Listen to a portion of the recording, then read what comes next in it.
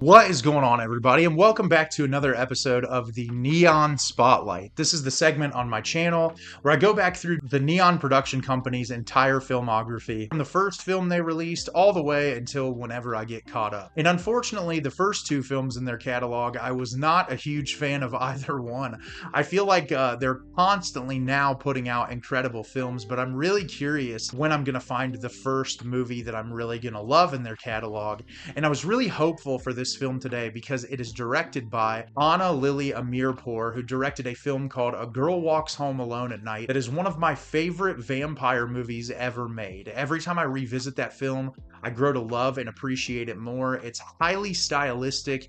It has great character development. It has an amazing soundtrack. Just a wonderful movie. And I didn't know much about this film before I went into it. Honestly, I was surprised at the level of powerhouse actors that are in this movie. I didn't really know anything about it. So I went into this thing relatively blind, and the movie I'm going to be discussing with you today is The Bad Batch. The Bad Batch is directed by Ana Lily Amirpour. In a desert wasteland in Texas, a muscled cannibal breaks one important rule: don't play with your food. So I was really excited to watch this movie because I said the director has made one of my favorite vampire movies of all time.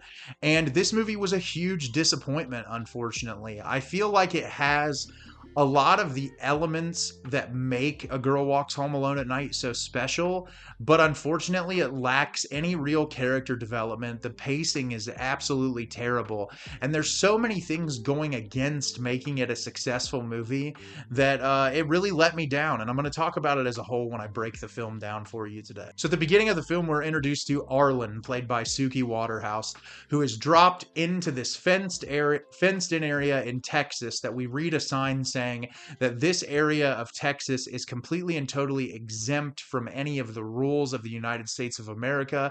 It's essentially a free-for-all where criminals go because the prison systems are overflowed.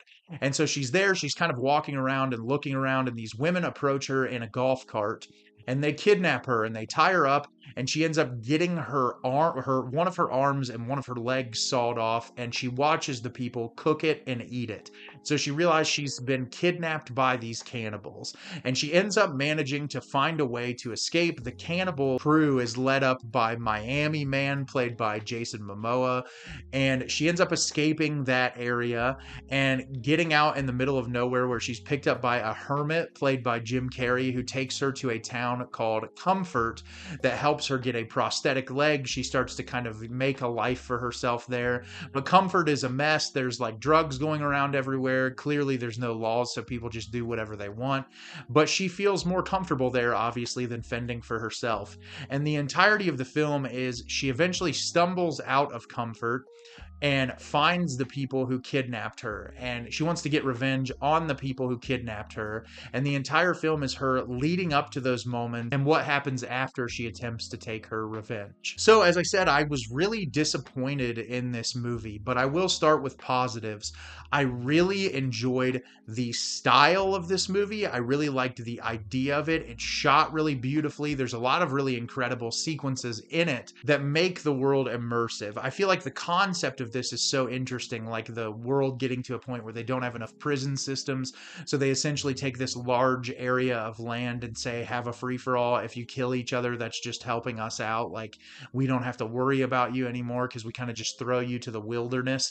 And I like that concept, and I think the way that Anna shoots this movie and utilizes the score and the sound design to kind of attribute to it creates a world that's really easy to invest yourself in, and I liked a lot of that about the movie. That's about as far as my praises go. I was not a huge fan of any of the performances in this film. I feel like most of the characters don't have a ton of dialogue anyway, and because of the lack of character development in this film, it's impossible to care about any of these people. Like, obviously they're criminals, and it would be so interesting if you brought more to the table to make their characters really dynamic and give them something. And they tried to at one point with Jason Momoa's character, but I feel like it's so underwritten that it's impossible for me to really attach on, especially when it happens. It's so late in the film that I just didn't really care. And then this whole plot line that's revealed with Keanu Reeves' character is so uninteresting, and it's so shoehorned in to the tail end of the movie that like the stakes feel relatively low. And when the movie wraps up in the third act, it's just kind of like, oh, I waited all this time for this. Like, this is all you have to give me. And it's like I said, it's such a cool idea. There's so much here that could really create a unique experience, but because of the really flat character writing, it's just so bland to watch. A lot of the dialogue too is just really awful, and Suki Waterhouse, her accent that she's trying to give in this movie, it just really doesn't work. Like, I saw someone say that's when the director decided to cut a lot of her dialogue, and it makes a lot of sense, honestly.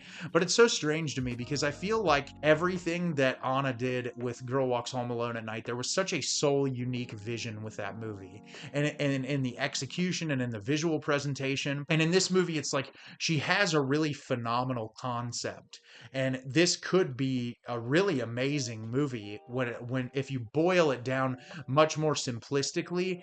This thing did not need to be longer than an hour and a half, honestly. Like, there's just too much going on here that just feels like padded runtime, that you're not really getting a whole lot out of these characters or out of this world. And I think that if you would have streamlined it a little bit more and maybe gave the characters a little bit more depth, you would have really truly created something special. But instead, by the time this movie ended, I was just like, why did I waste my time watching this? Like, I didn't get anything out of it.